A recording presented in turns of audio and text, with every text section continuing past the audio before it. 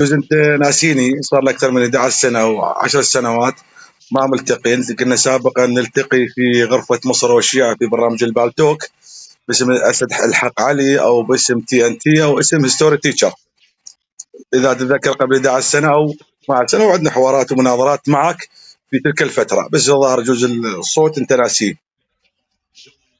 تتذكر قصه شيخ الالباني؟ ممكن تفضل. طيب عندنا نعم.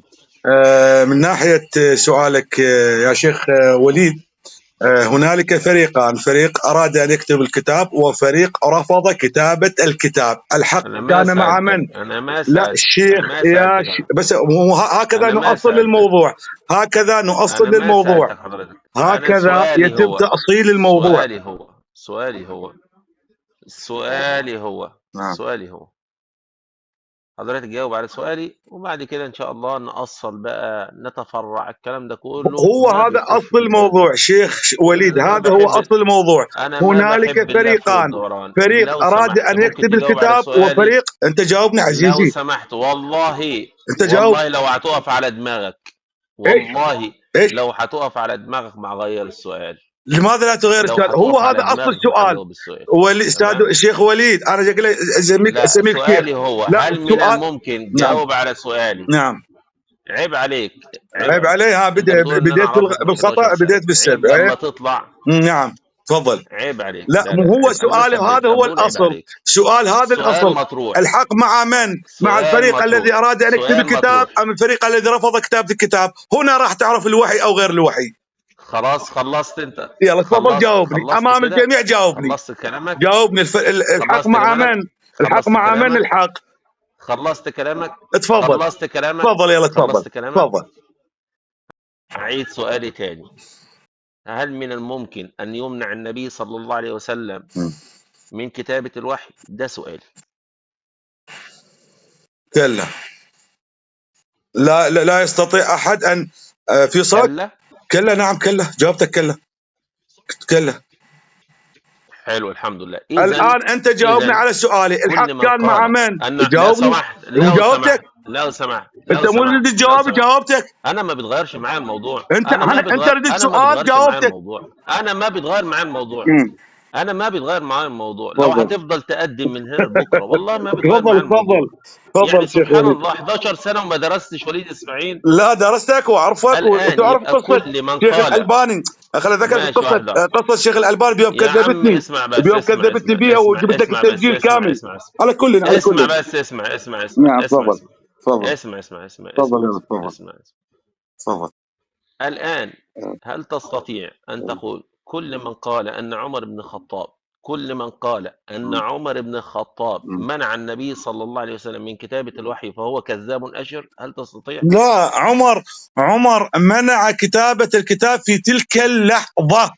الكتاب كتب عندنا نحن الشيعة والوصية الموجودة. واحدة. عزيزنا واحدة. إذا منع. استنى واحدة. منع في تلك اللحظة، بس الكتاب كتب. استاذ وليد. لا عمر ولا 10 مثل عمر ان يقدرون ان يمحوا في تلك اللحظة. اسمعني، مو خليني اجاوبك. انا اجاوبك، مو انت الان تقاطعني. ده خلاص انت قلت ان عمر قلت ان عمر قلت ان عمر منع الكتاب في هذه اللحظة. أي معناها منع النبي صلى الله عليه وسلم من كتابة الكتاب في هذه اللحظة. الذين اسمعني أجابك. هل من الممكن أن يمنع النبي لا واحد لو سمحت تسمعني، ما تقاطع. يلا. منذ قليل يا أحبة قلت له هل من الممكن أن يمنع النبي صلى الله عليه وسلم من كتابة الوحي؟ قال كلا، يعني أبدا ما ينفعش. لما قلت له هل تستطيع أن تقول أن كل من قال أن عمر منع النبي صلى الله عليه وسلم من كتابة الوحي هو كذاب أشر؟ قال لك عمر منعه في هذه اللحظة. ماشي، طب أنا همشي معاه، ما فيش مشكلة. يعني إيه منعه في هذه اللحظة؟ ممكن أعرف؟ اتفضل. أجاوبك. اسمع جواب بس بدون مقاطعة. عمر والذين رفضوا كتابة الكتاب الذين ظلوا لأن الكتاب هو كتاب هداية، والفريق الذي رفض كتابة الكتاب لقد ضلوا. فإذا في تلك اللحظة الرسول كتب الكتاب أم لم يكتب الكتاب لا فائدة منه لأولئك الذي قالوا عندنا كتاب الله. أما كتابة الكتاب بعد كتب هذا الكتاب والوصية وصية رسول الله صلى الله عليه وآله وسلم موجودة بأن الخلافة إلى الإمام علي وبعده الاثنى عشر فيه، والوصية معروفة. فإذا تلك في الفريق الذي كان على الباطل والفريق الذي ضل هو فريق عمر. انت بتكرر اسمعني بس السؤال الآن الحق كان مع من؟ ما يجاوبني. ما تجاوبني والله ما تجاوبني. والله ما تجاوبني. انا جاوبتك بكل شيء. جاوب على سؤالي. الحق كان مع من؟ والله ما تجاوب يا وليد. اهدى بس اهدى بس.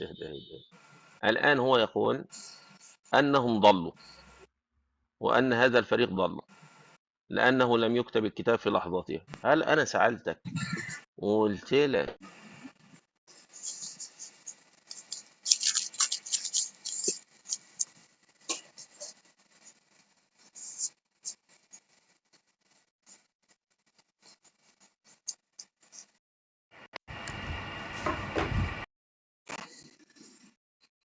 صلى الله عليه وسلم من كتابة الكتاب؟ وليد استاذ وليد تقدر ترجع؟ صار عندك قطع. لا تقطعني. لا والله ما سمعتك. ما تقطعني. صار عندي ضعيف. قعد ما تقطعني. عيد تاني. والله قعد. صار قطع بالنت. قعد. انا اعيد. طيب اعيد. ما فيش مشكله. سالته يا جماعه الخير، سالت سؤال قلت له هل من الممكن ان النبي صلى الله عليه وسلم يمنع من كتابه الكتاب؟ قال كلا، يعني ابدا ما ينفعش. وبعدين لما قلت له هل تستطيع أن تقول أن كل من قال أن عمر منع النبي صلى الله عليه وسلم من كتابة الوحي كذاب أشر؟ قال لك لا، عمر منع النبي صلى الله عليه وسلم ولكن لحظات. فأنا قلت له ما هي اللحظات؟ قام رايح قال لك أصل عمر ضل والجماعة اللي مع عمر ضلوا. تمام. وأنا سألتك وقلت لك هل هم ضلال أو ليسوا بضلال؟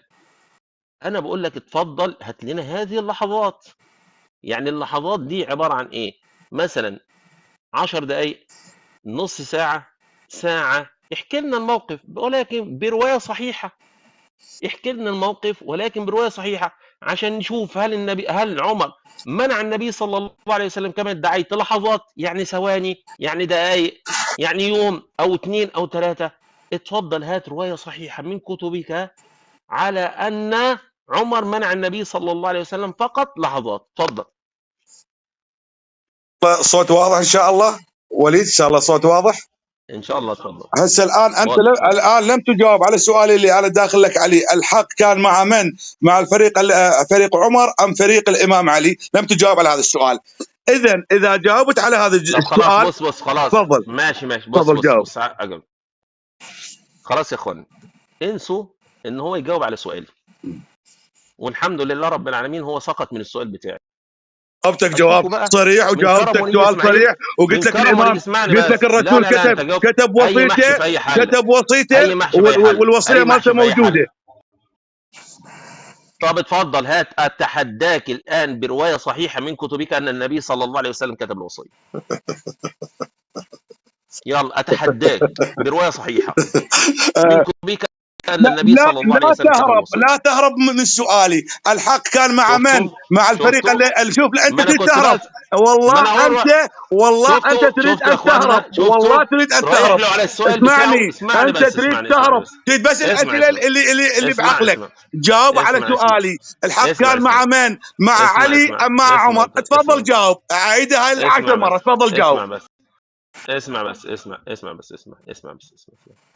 لما انا قلت له كرم مني ان انا هروح اجاوب على سؤالك، ولكن انت ما جاوبتش السؤال، قعد يبعبع والحكايه. فلما طالبته بروايه صحيحه رجع للسؤال تاني، وكرم مني برضه هروح اجاوب على السؤال. عيد سؤالك تاني كده وانا اجاوبك عليه. اتفضل.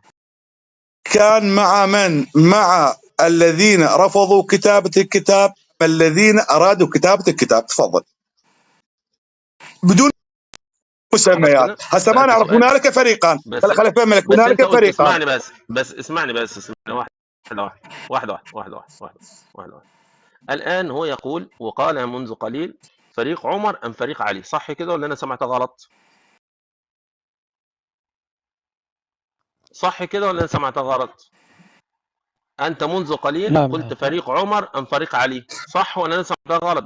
أو جاوبني. سؤالي أنت أدخلت عمر بالموضوع.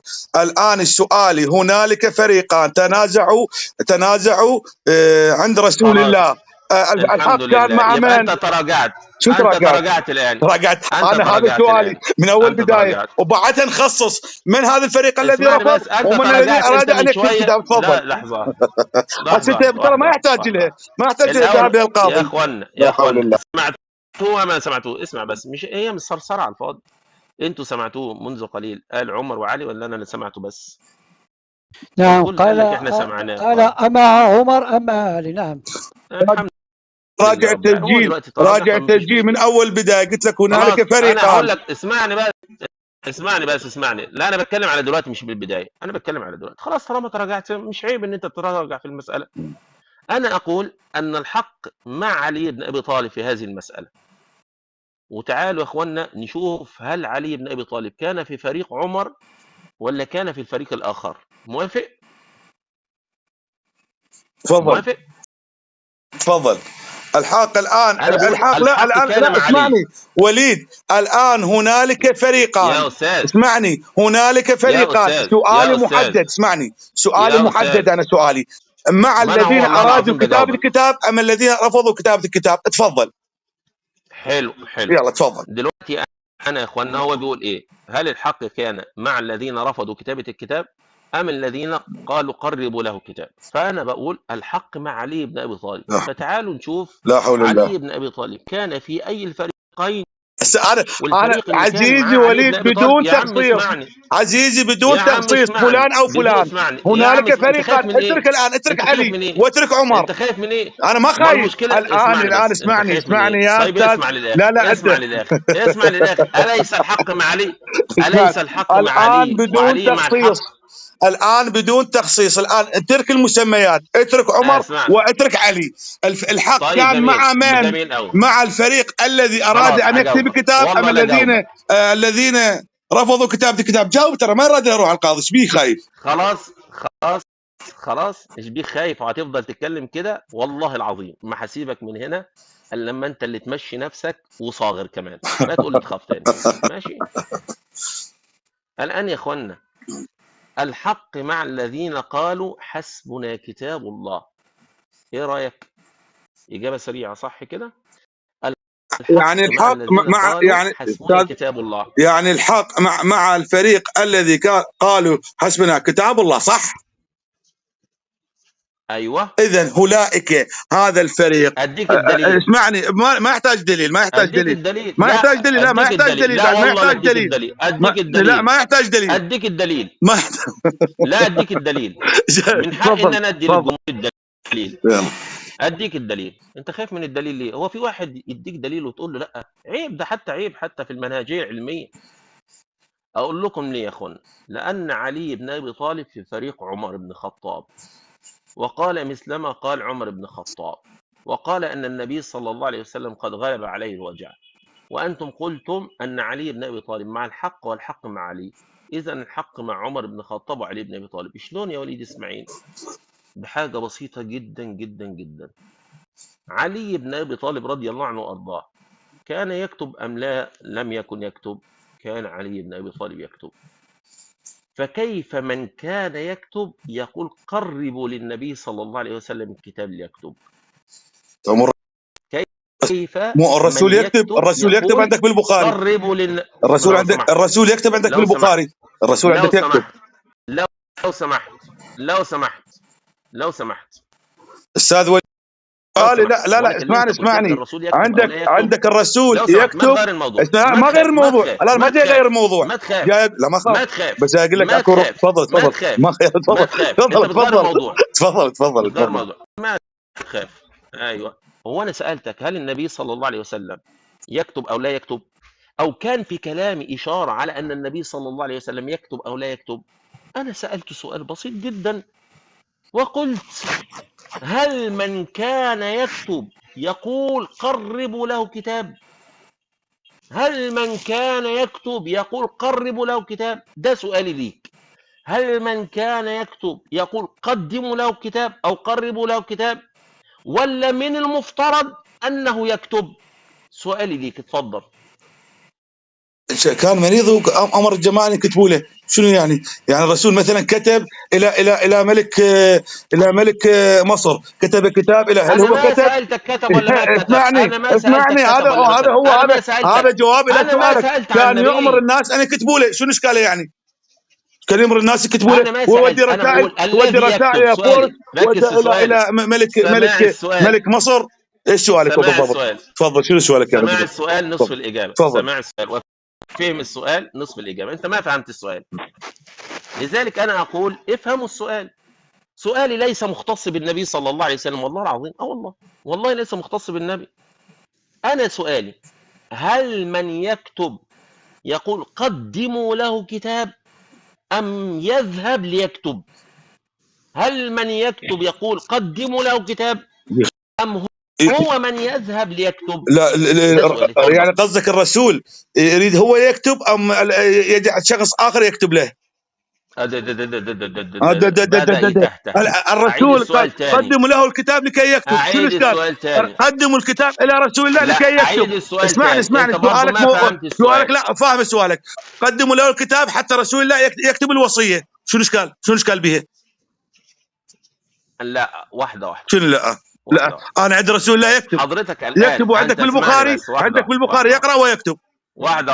حديث 2699 مال البراء بن عازب. أنا ما سألتك عن النبي صلى الله عليه وسلم. وانت تقول ما يكتب. أنا ما سألتك. هذا سؤالك. اسمعني بس. قدموا له الكتاب لكي يكتب. الامام علي ما يكتب الوصيه، هو يكتب، الرسول الله يكتبها. واحدة. ليش يكتب الامام علي؟ هو بيغير الموضوع. لا انا ما غير الموضوع. مو انت الان سؤالك تقول نطلق من الموضوع. جاوب على سؤالي. طيب ماشي. تفضل. واحدة. يعني أنت تعتقد أن النبي صلى الله عليه وسلم، أنت كشيعي تعتقد أن النبي صلى الله عليه وسلم كان يقرأ ويكتب؟ السنة يعتقدون أن رسول الله كان يقرأ ويكتب. أنا بسألك أنت كشيعي. أنت كشيعي تعتقد أن النبي صلى الله عليه وسلم كان يقرأ ويكتب، صح؟ يقرأ ويكتب، نعم صح. وفي البخاري، إذا قل بصراحة. وفي البخاري. يا عم سيبك من البخاري دلوقتي. شنو على اساس؟ لا ما عوفه. اسمع لا ما عوفه. انا بسألك اذا انت رجل، اذا انت اقرا حديث 2999. هنقراه سوا. اذا انت رجل اقرا، وفي الاخر هتطلع غلطان. لكن والله اقرا جاوبني الان امام الجميع. الرسول يقرا ويكتب لما يقرا ويكتب. لا حول ولا عاجبني يا عم. اسمعني، انت مش بتقول اسمع. لا اوقف وليد اوقف وليد. مش هقول لك عوف البخاري. عوف البخاري. الان صار عوف البخاري. اسمع، نجيب لك ادله بكتبك عوف البخاري. الرسول يقرا ويكتب في البخاري، في روايه، في حديث البخاري. اسمعني، يعني انت تعتقد يا استاذ، لا حول ولا قوه الا بالله. السنه والشيعه يعتقدون الرسول يقرا ويكتب. والله العظيم بيهرب من السؤال. اسمع واحده. اذا نقول كده، كل من قال ان النبي صلى الله عليه وسلم، اسمعني بس، قل كده، كل من قال ان النبي صلى الله عليه وسلم لا يقرا ولا يكتب في الكتب الشيعيه فهو كذاب اشر. ايش؟ قل كده. قل كل من قال في الكتب الشيعيه انا ما اقول كذاب، انما الروايات وصلتها هكذا استاذ. الروايات هكذا وصلت انه الرسول لا يقرا ولا يكتب. انما كعقيدتنا، يعني مثلا اسمعني مثلا نجيب لي روايه، مثلا في البحار. اسمعني بس. نعم. مش هسيبك والله، ما هسيبك. انا ما اسيبك وانا ما اسيبك. صلح الحديبيه لما النبي صلى الله عليه وسلم قال امحوا رسول الله، امحوا رسول الله، فعلي بن ابي طالب قال يدي لا تنطلق بها، والله لا امحوها. هذا كان السؤال.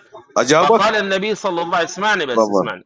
فالنبي صلى الله عليه وسلم قال له اشر لي عليها يا علي، فعلي اشار له عليها. لا في البخاري اخذ الكتاب من علي وكتب هذا ما وكتب هذا ما قضي عليه محمد بن وكتبه. اتحداك ان تقراها، اتحداك بالبخاري تقراها، اقراها خلي يعرفون اهل السنه ان رسول الله يقرا ويكتب. نخلص من دينك، اسمعني بس الاول نخلص من دينك، اسمعني انت عوف دينك، لا شوف دينك تكذبون، صار لكم 1400 سنه 1400 سنه الرسول امي وعندك بالبخاري يقرا ويكتب. يلا انت اقرا الامام الروايه، فسر روايه البخاري كيف البخاري يقول ان رسول الله يقرا ويكتب وكتب. تفضل يلا تفضل. والله ما يسكت. انت مو انت جاي تكذب تقول الرسول ما يقرا عندنا اهل السنه. اسمعني وليد، انت تقول ان الرسول لا يقرا ولا يكتب. البخاري رقم الحديث 2699 قصه صلح الحديبيه، يقول البراء بن عازب اخذ الكتاب من علي فكتب.